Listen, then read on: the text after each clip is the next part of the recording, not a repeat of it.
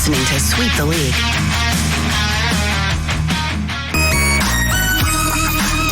Hey, this is George Iceman Gervin, and you're listening to Sweep the League Radio.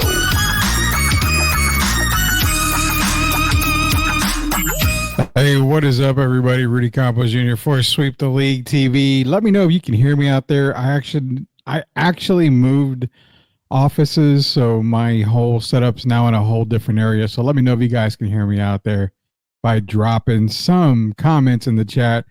Derek Irvin, Coach Gio again on hiatus. They should be back hopefully soon. It's going to be me tonight. So that way, with just me tonight, we'll be in and out just like we normally do. Shout out to MCS General Contracting, proud sponsors of Sweep the League. Jacob Erickman here, grading the market. Go time. He says, I'm good. All right. Awesome. Hoping that I was good. So, we got some stuff to talk about. We weren't on Friday. Obviously, we were at a basketball game that was mentioned before last week. But we got a lot to talk about. You got a lot of NFL happenings. Deebo Samuel on the move. He's in Washington now with the Commanders. Devontae Adams is not going to be picked up. Basically is cut, so he's going to be a free agent.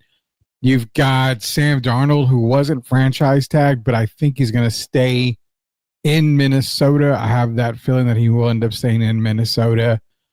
You also have a lot of other things going on. The Cowboys signed a defensive tackle as well, so we're getting a lot of those notes later on. Also, we are going to get into the whole Wemby jersey swap. We're talking Spurs basketball, and, they are playing against the Brooklyn Nets right now. But we're going to talk something else about Spurs basketball, and that's that whole Wemby jersey swap with the little kid. Good friend of the show, Jeff Garcia, Locked On Spurs, did an episode. He talked to the consigner, the dad, basically, in the whole issue with the Wemby jersey swap, and I'm totally against everything that he is saying. I made a comment on Jeff's post, and I totally was against that whole thing about the dad saying, well, I wanted to keep the jersey and yada yada. Well, you know what? We're gonna save all that for when we end up talking about the jersey swap and the whole golden auction and everything else that happened with that. Drop your comments on that below. Also, Rick Pitino coming out and saying he's done recruiting high school kids, at least for this upcoming season.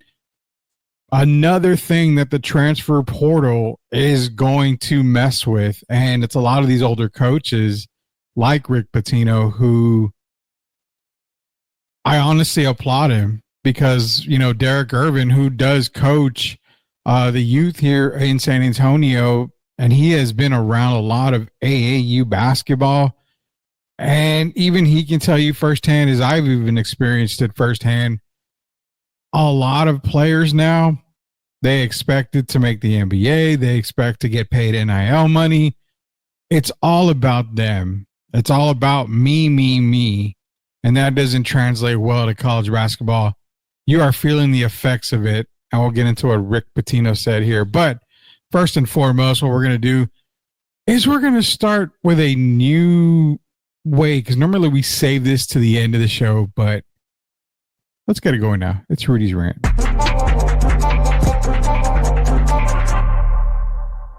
Worst moments in basketball history. Back in December 2024, after a game against the Brooklyn Nets, Victor Wembanyama shared a heartfelt moment with a young fan. The kid held up a sign asking for a jersey swap, and Wemby, being the generous guy he is, made the exchange. The moment went viral instantly, but what happened next completely ruined the feel-good story. You see, just days later, the kid's father decided to cash in on the moment. He contacted Golden Auctions and put Wembanyama's game-worn jersey up for sale, with the opening bid set at $10,000. Fans were shocked since this was supposed to be a special gift, not a quick payday, but things only got worse. The thing is, Wemby saw the auction and was visibly disappointed, even reacting with a crying emoji on social media, but that didn't stop the sale. By February 22nd, 2025, the jersey had sold for a whopping $73,200, and the deal seemed like it was done, or so everyone thought. What I mean is, just 2 days later, the young fan's father had a change of heart. He filed a lawsuit to stop the auction and block the sale, claiming the the auction platform used images of him and his son to promote the auction, despite the fact that he gave clear instructions that no images should be attached to the sale, and he claimed that by not following his instructions, the auction platform created public scrutiny and harassment that led his young son to suffer severe emotional distress that causes him to believe that his favorite player dislikes him. But the auction platform replied saying that the young boy's father is only filing the suit because he's not happy with the final amount it sold for, as he had previously contacted the auction platform before the auction ended with concerns that the jersey may not even pass $50,000. And to make things even worse, the auction platform already received the money for the jersey and shipped it out to an anonymous buyer based in Maryland. But the boy's father is continuing his legal efforts to reverse the sale.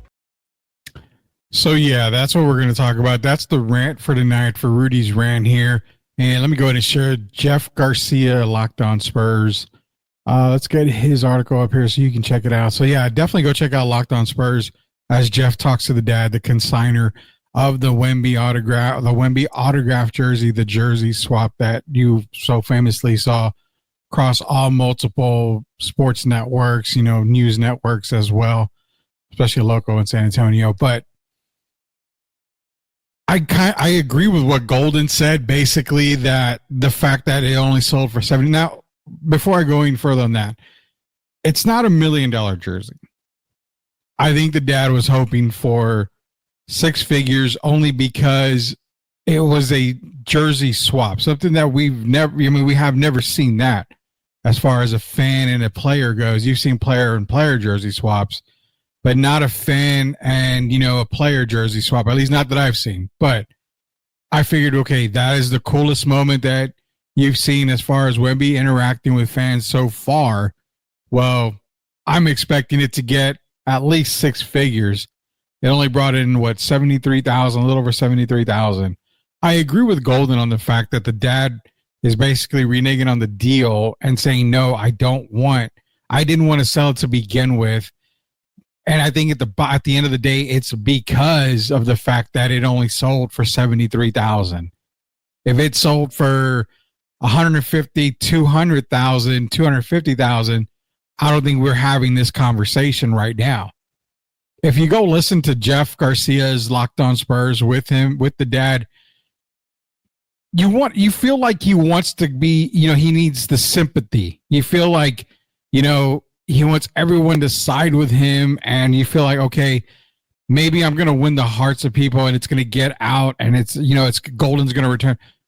That's all BS. It's not going to happen. When the way he made it seem like Golden was forcing him to sell the jersey, and that's not the case. No consignment guy, person, woman, any company no one's going to force you to sell what you don't want to sell. Now, if you want to contact them and say, look, I've got this jersey, I'm the dad with the kid who had, the jersey swap. Of course, you're going to have to provide proof. I mean, you got to provide proof of that and get it authenticated. But if you want to contact them, say, look, what do you think that it'll bring in? I know I've been to a couple of auction houses, especially one in New Braunfels. I've been there and they say, we can give you a value, an estimate of what it is. And some it depends on what it is. They may charge you for it because it takes a little bit more research. But if you contacted Golden and said, what can we get out of it? Ideally, they're not going to say, well, you're guaranteed $200K. You're guaranteed $250K. They're not going to say that because they don't know what you're going to get. I think most jerseys probably go in that 40 to 50K maybe at most. That's what I'm thinking. I don't collect, and I know the dad mentioned, well, there's comps all over the place, and if you're a collector, you should know that, it should go for this, it should go for that. You would know. Nobody truly knows, and that kind of, shout out to guys at the Grading the Market on Sweep the League. Go check out Grading the Market with Jacob, Eric, and Anthony. It's a great program, great show that they run. But even as collectors, they know you don't know the true comp of anything, because 1 minute Wemby's autographed jersey is probably worth $20,000. He goes out and he throws out a 50 piece, almost a quadruple double. You may get $35,000 for it. If it's a significant game, hey, it's the game that Wemby broke the all-time, blocks in a game record, that may fetch, 35,000, 40,000, whatever. It's the monumental, the monumental moments that are going to push autographs higher. Not all Wemby autograph jerseys are going to sell for that.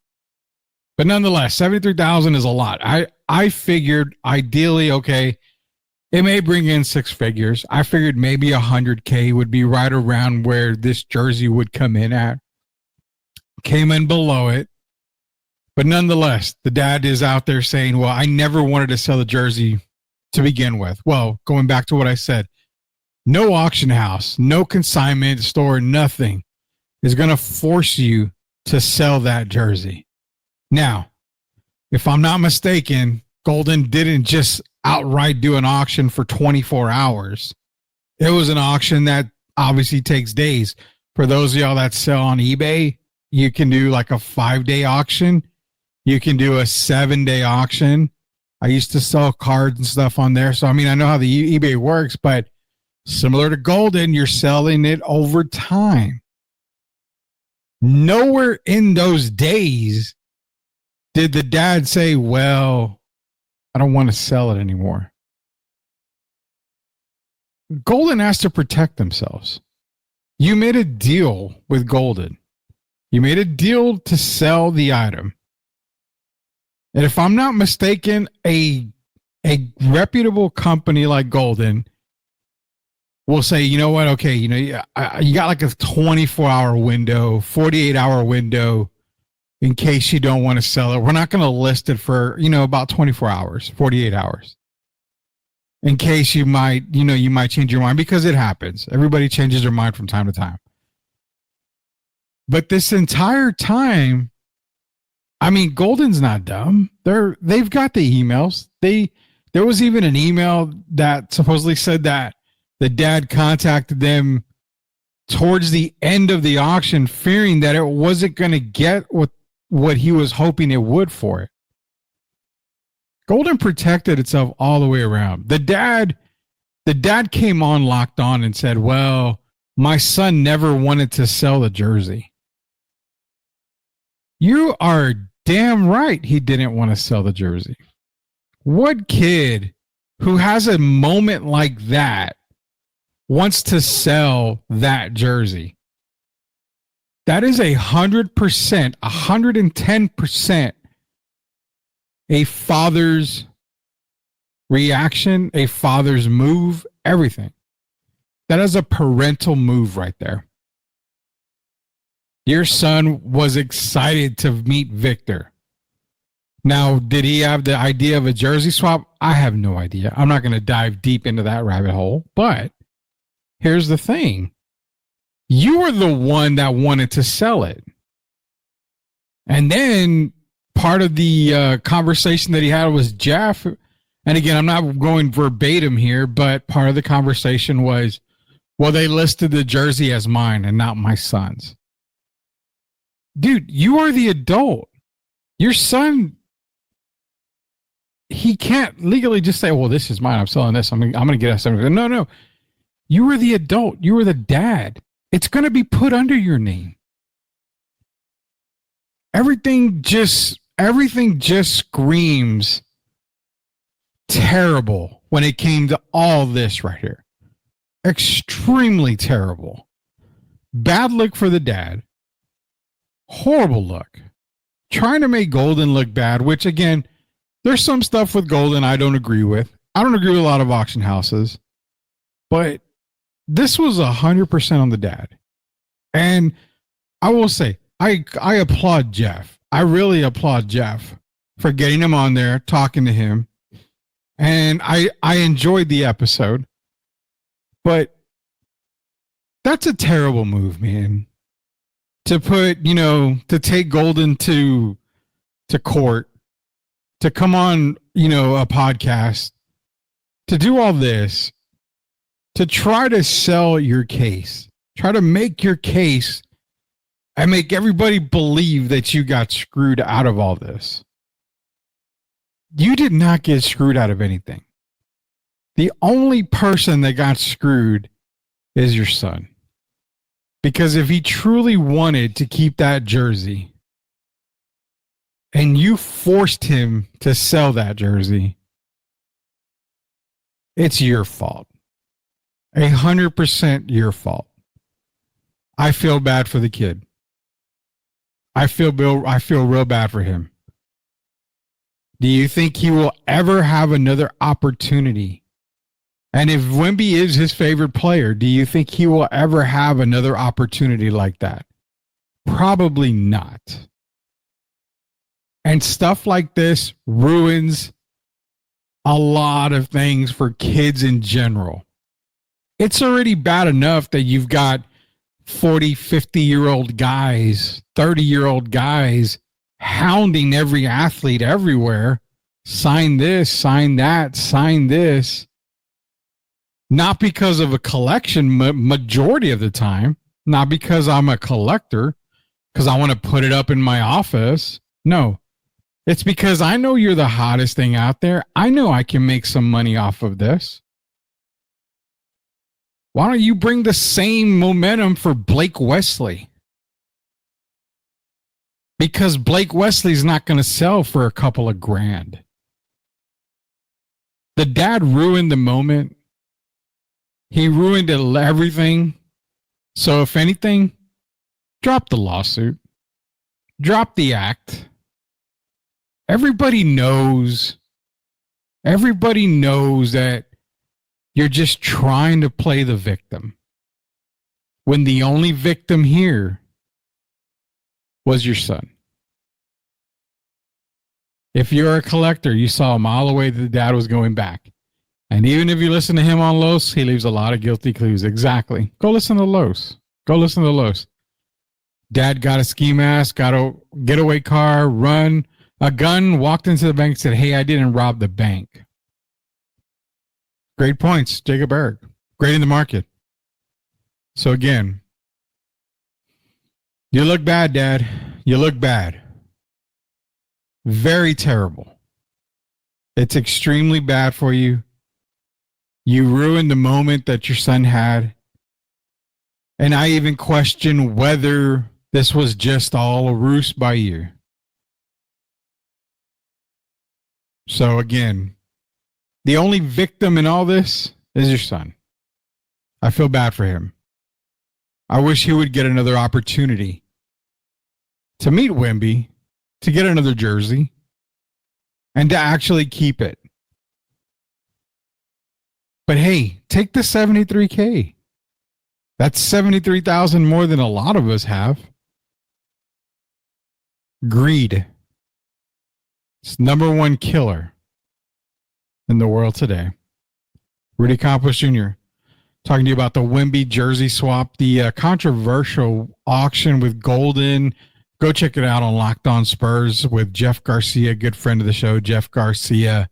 That is Locked On Spurs. It was posted, I believe it was last week is when it came out. So definitely want to go check that out again. The jersey swap with Victor Wembanyama and the dad fighting Golden. Basically, he didn't want to sell it. Golden ended up selling it. Dad came up after the fact that it was sold saying, hey, I wanted to keep it. Yeah, no, it doesn't really work like that, Dad. Does not work like that at all, guys. Rudy Campos Jr. Be sure to go to our YouTube page, search Sweep the League TV. All you got to do is search Sweep the League TV, hit that subscribe button so you can join us every single Tuesday through Friday at 9 p.m. Grading the Market is out as well. More episodes coming there, more episodes of Sweep Unplugged. Also, we've got STL Music. We've got a bunch of more music coming out here pretty soon. STL 316 is coming back very, very strong with a couple of new hosts for that.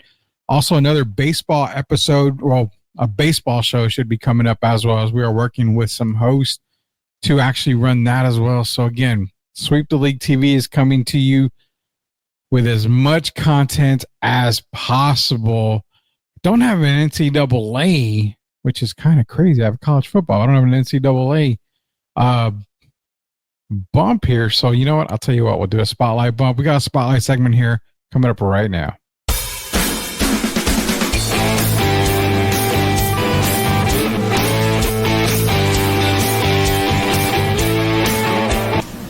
we're not recruiting any high school basketball players.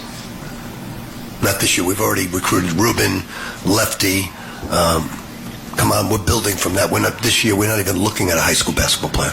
Because we're losing Davon, Kadari, and Aaron. First pause. You can't replace them with high school kids. Let me make this public service announcement to every single high school recruit. The biggest, and I mean the absolute biggest threat to you guys has been the transfer portal. Like Rick Pitino is a veteran coach. He understands what comes with an entitled ass high school recruit. Mm-hmm. He don't want them headaches. His hair is already filled with Just for Men, hiding that damn gray.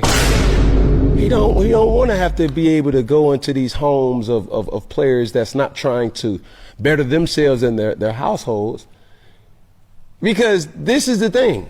When you're recruiting a person who already knows it's time to perform versus a player who's trying to say, what can y'all give me to perform? It's two different conversations. Coaches never really needed you. And it's all a conditional relationship. Under the right conditions is the reason why they're recruiting you like they're recruiting you. You don't know unconditional love. It's everything in life has a transaction attached to it. Don't let that fly over your head. All right, now I don't normally agree with Cam Newton on a lot of stuff, but you heard Rick Pitino there. I do agree with Cam Newton. So Rick Pitino basically says they're not going to recruit any high school players this year. And I agree with Rick a lot. Derek Gervin coaches a lot of high school kids. He works with a lot of programs. I was coaching high school kids, not during this time, but I've seen going to some AAU basketball tournaments, watching some high school basketball games. I see exactly what Cam was talking about. And I agree with Rick Pitino 100%. Today's youth, man. Today's youth. I raise my daughter to be respectful. I raise my daughter to when she plays sports that she will be respectful. She'll learn. She'll continue to thrive. She'll continue to get better every single day. And for her to understand that no matter how good of a player you are, there's probably 150 people better than you. Today's kids, they expect everything given to them. $2,000, $4,000, $5,000 a year for them to play basketball, to travel the country. You have kids that are coming up to coaches, getting in a coach's face. Why are you taking me out of the game? I'm your best player. Why are you doing this? When the player gets upset, here comes mom and dad. Why are you treating my son this way or daughter? Why is my son or daughter not playing? Do you realize that my son or daughter is this? While yet said son and daughter probably lead the team in turnovers. Parents and players think they're better than they really are, majority of the times. NIL has really made things tough. As good of an idea as it is, it's made things tough for college coaches. And that's why Nick Saban decided to take a hike on that. You see a lot of coaches just say, no, I'm not going to deal with that. So on the Rick Pitino side, yeah.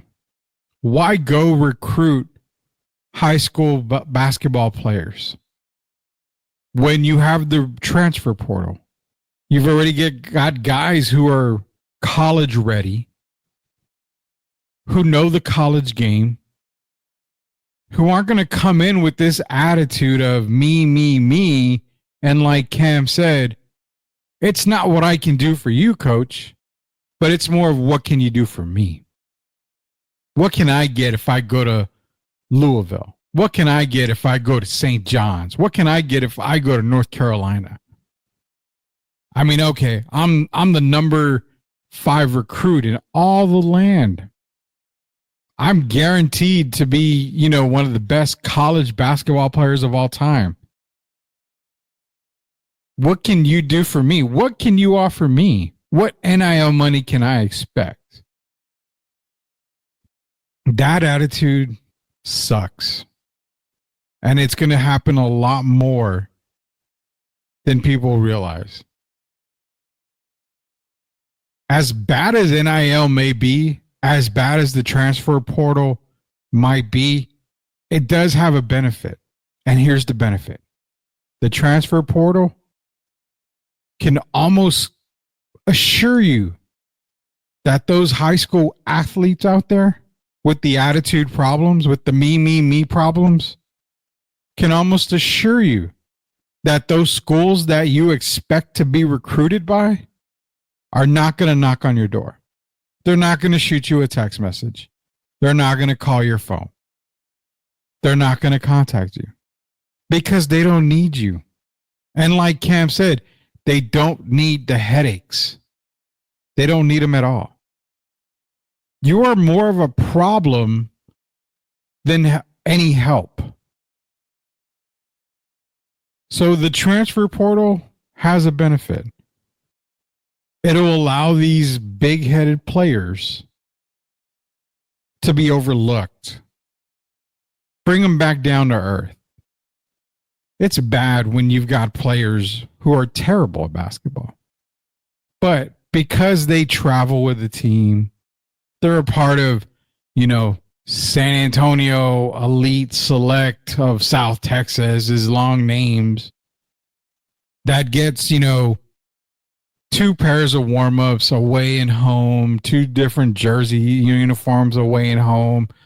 We're giving little Johnny 5 pairs of sneakers to wear for the year.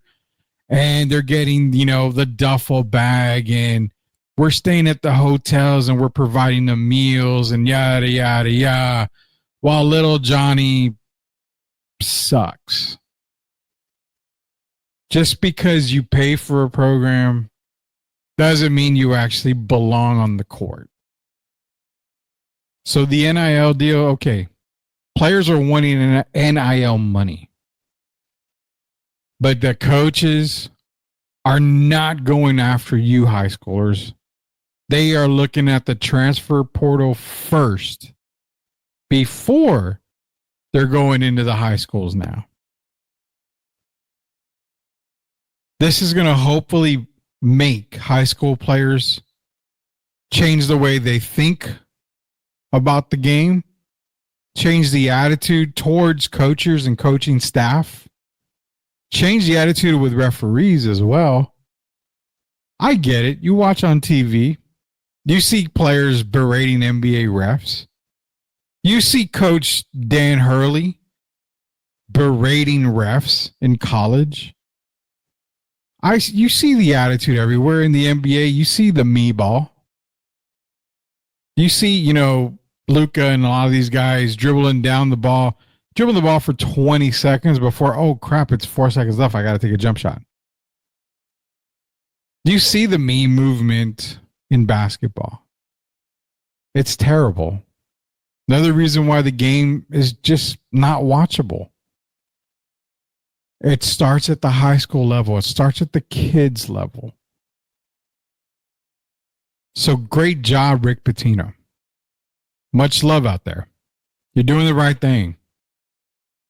Forget high school recruit. There's no rule that says you have to recruit a high school player. No rule whatsoever. Hopefully other coaches follow suit. You want the best players in the land? Go get them. If they fit your system. And if they're guaranteed not to give you any problems. For those top players out there that are head cases, good luck getting into one of these massive schools, because you can get into one, but are you going to last? What's going to happen when, Rick Pitino, Mark Few, one of these big time coaches, what's going to happen when you get there and you get benched? You don't get the playing time you deserve. Remember, it doesn't revolve around you. Just because I coach North Carolina and I recruit you and you come to my school doesn't make you an instant starter. Doesn't make you, guaranteed 20, 25 minutes a night. Doesn't mean you're going to be the man on the team. You still got to work. There's no guarantees. If I see that you can't take criticism at the high school level, or you can't take being benched at the high school level, or you're in street clothes when I'm there to recruit you because you've got an attitude problem and your coach can't take it and he suspends you. When I see that as a coach and I'm on the recruiting trail, I'm Xing your name off my list. Why the hell would I want you? I'd rather get the 14th guy on a team who's in the transfer portal, who I know is going to come in, work hard, learn my system, and fight for minutes. That's who I'm going after. Not a 17-year-old kid with an attitude problem. Shout out to Rick Pitino out there. Great move by him. And again, I really do 100% agree with Cam Newton on this take right here. When we get back, we'll talk some NFL. Also, LeBron's legacy. I'm only bringing this up because another clip came up, and I never really snapped until his legacy, until I saw this video. Which video is it? Check it out here when we get back. Rudy Campos Jr., Sweep the League TV. We'll be back in just a second. Brought to you by MCS General Contracting. Back in a couple seconds. Are you looking for a contracting company that gets the job done right the first time? Look no further than MCS General Contracting. MCS specializes in top quality concrete work, including patios, driveways, foundations, and swimming pools. The team of experts are dedicated to delivering exceptional results and unparalleled customer satisfaction. At MCS General Contracting, they're not just hardworking, they're local. Based in San Antonio, they are committed to building relationships and trust within the community. That's why MCS guarantees your satisfaction. They pride themselves on getting the job done right the first time, every time. So why wait? Contract MCS General Contracting today to schedule your project and experience the difference for yourself. MCS General Contracting. Building a better San Antonio, one project at a time. Proud sponsors of Sweep the League. Time to react, yeah, stiff like a skate. Left, right, lean, it's a bucket in sight. Pull up mid, let it fly, no hype. Fourth quarter ice, keep the rock in my grip. When the clock go red, don't slip, I rip. Fast is allowed, yeah, the motor don't quit. Drop 30 quick, now they begging for a switch. Fox in the open, the lane look free, now allow that up. Win B. And running no team, keep pace. Fox got gears, Wemby got grace. Hoop too high, man, you won't touch. Use Spurs every year, time to rush. Speed too real, yeah, check that type. Defenders froze, now they stuck in place. Who gon' step, man, don't play dumb.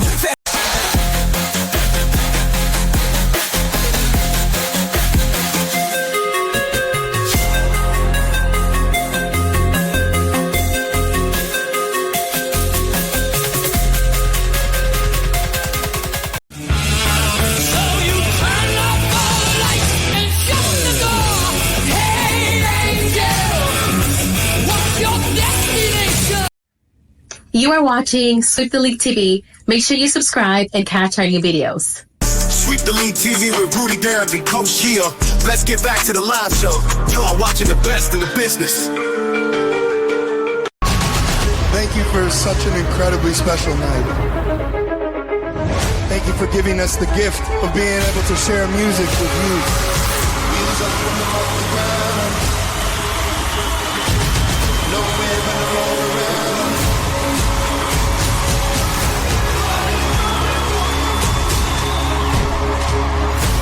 How we doing out there all night?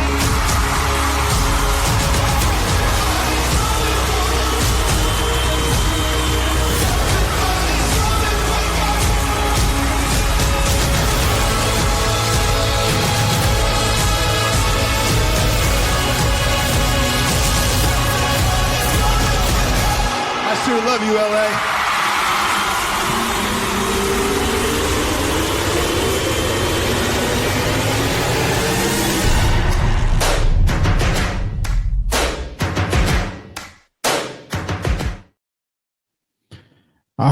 Welcome back to Sweep the League. Sweep the League and I Am Refocus Radio teaming up with Imagine Dragons to send some lucky fans not to the concert, but to watch their concert from the Hollywood Bowl at a local movie theater, as they're going to be broadcasting on March 26th and 29th. The Imagine Dragons live from the Hollywood Bowl. Like I said, Sweep the League and I Am Refocus Radio teaming up with Imagine Dragons to send some lucky fans to go watch it in theaters. Again, we'll be announcing some winners here pretty soon. Let's get to our NBA beat here. And LeBron's legacy. We crap on LeBron all the time. Don't mean to do that, but this video had me really thinking.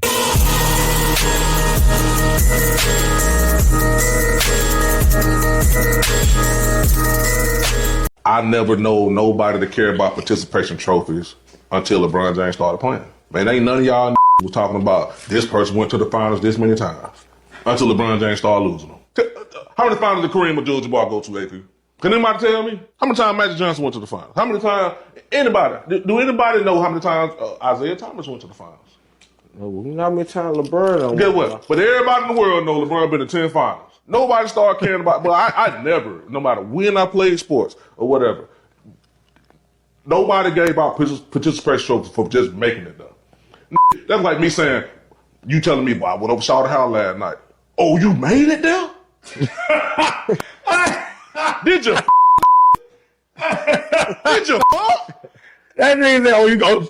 That address was correct. The address was correct. Yeah, but I got She didn't give you the fake. Yeah. So basically, yeah, LeBron bringing in the participation trophies right there. And it's true what they said. You know, the LeBron James thing, it's like, well, okay.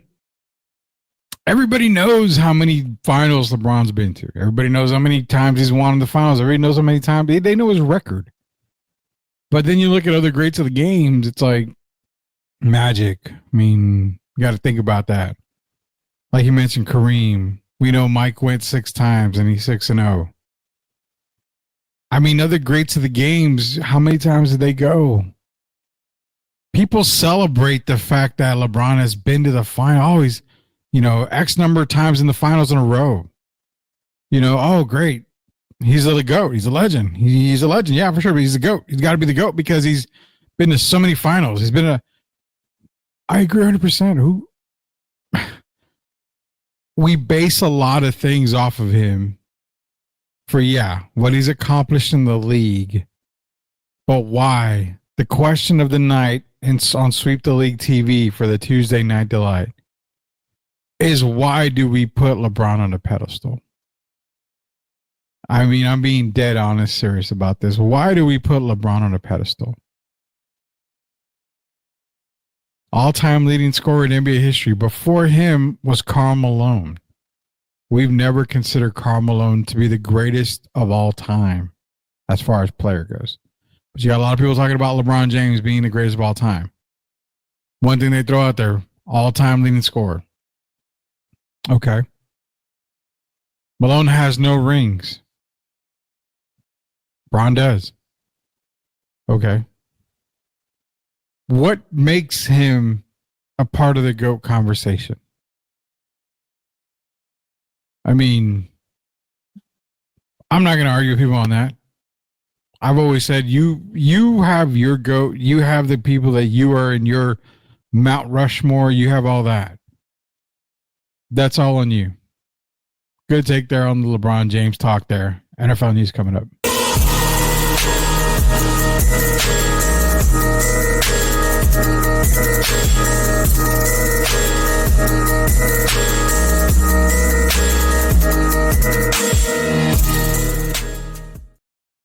All right, NFL news coming up here. Let's get on to one of the screens here. So first and foremost, the Jets. Now the Jets are going to end up cutting Devontae Adams. They're going to be releasing him. They're going to be saving $29.9 million. Now, where would Devontae go? Now, people are assuming already that he's going to be joining Aaron Rodgers wherever Aaron goes. And right now, the way it looks, Aaron's probably going to end up with the Giants. Matthew Stafford being rumored to go to the Raiders. Shout out Tom Brady. We know that was a lot behind the scenes there. But rumored to the Raiders or the Giants. Now, as we all know, Matthew Stafford restructured. He's getting his deal with the Rams, so he's going to be staying put with the Rams, meaning I think Aaron Rodgers ends up in New York, but not with the Jets again, with the Giants. Dabo and company, they've got to win. I think out of everyone out there right now, drafting a QB is okay, but I think with everybody out there right now, Sam Darnold, I feel, is going to stay with Minnesota. We'll get into that in a little bit here. But I think Rodgers gives them an opportunity for them to win now. So that's why I think they're going to go that route and sign Aaron Rodgers. Does Devontae Adams go to the Giants? I don't see it happening. Teams that I think Devontae might be primed to go to now, Green Bay, I think, is one. I think a reunion with Green Bay is one option that we may see Devontae go back to. Is there a potential reunion in in Las Vegas? No, I don't see that at all. Other teams that you can potentially see Devontae Adams on, I mean, you could maybe see him with the Rams. Cooper Kupp's not going to be with the Rams anymore. Cooper Kupp's on, basically, he's a free agent. He's going to be able to go where he wants. I think Devontae Adams could end up with the Rams. That would be a nice fit right there with Puka Nacua, Devontae Adams, and Matthew Stafford. Does Jerry Jones make a play for Devontae Adams? If Jerry is really serious, which he's never serious about winning, but if he is serious, I could definitely see him lining up across from CeeDee Lamb. There's just so many teams right now that could definitely use Devontae Adams. Another team to look at is a team that has built a nice coaching staff surrounding Kellen Moore, and that's the New Orleans Saints. I could definitely see Devontae going down to New Orleans and teaming up again, Chris Olave. They've got something really special going on down there.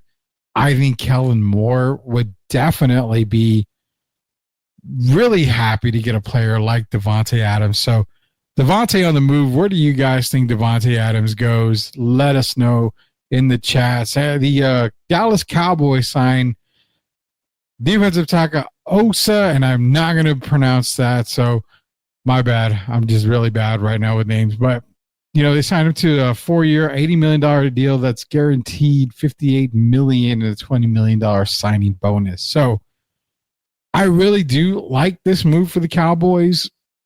They made a really good signing here. I think this points to them going in the right direction. They still got a whole lot to fill out. And as of today, CeeDee Lamb did restructure his deal as well. So that's freeing up some more money. Good move by CeeDee. I think the Cowboys playing it smart, playing it right. They can maybe get some things done. Again, it's the whole Micah Parsons thing that I really think they got to worry about right now. Vikings, the quarterback. Now, they didn't franchise tag Sam Darnold, but I really think they're going to end up signing him to a long-term deal, probably a 2 or 3 year deal. Understandably, J.J. McCarthy is there. I think you're probably going to see Sam at least come back on a 2-year deal, maybe that second year being an option. So technically it'd be like a 1-year deal. Give JJ another year to just sit behind Sam Darnold, learn. And if anything goes, awry, you've got JJ there in case Sam does get hurt or something like that. I think he does go back to the Vikings. If he doesn't go back to the Vikings, then you're looking at possibly Vegas being one team looking at Sam Darnold. I could definitely see him going to the Raiders, but ultimately I think Sam Darnold does end up back with the Vikings. T. Higgins did get the franchise tag, $26.2 million. This is something that I think they franchise tagged him with the intent to sign him to a long-term deal. So I really fully expect them to sign him to a long-term deal, get a deal done. But he was franchise tagged. $26.2 million was the franchise price for tagging T. Higgins. Makes a lot of sense. I really think that you definitely got to keep T. Higgins in Cincinnati to go along with Jamar Chase and then also with Joe Burrow.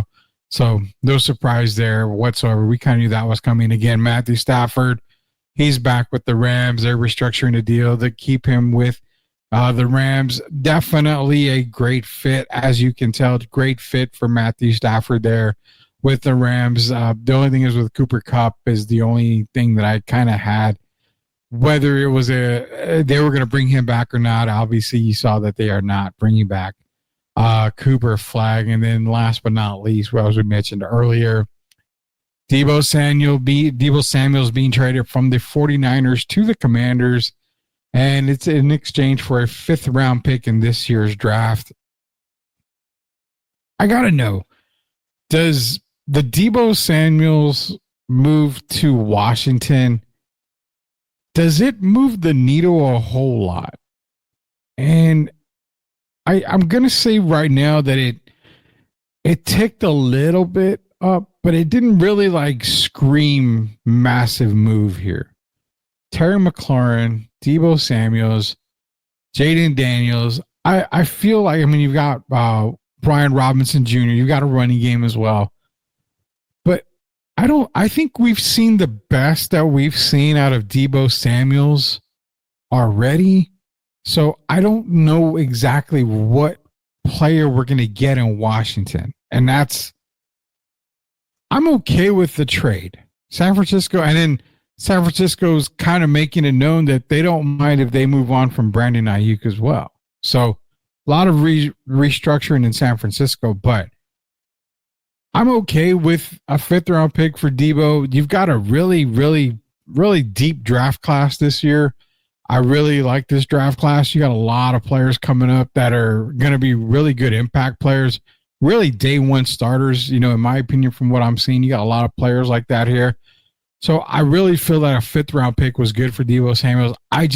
To me, when I see that, I feel like, okay, you're getting Deebo, but you're not getting the explosive Deebo Samuels that we saw early in his career. So again, did it move the needle for you guys out there, Washington Commander fans? Did it move the needle for you guys?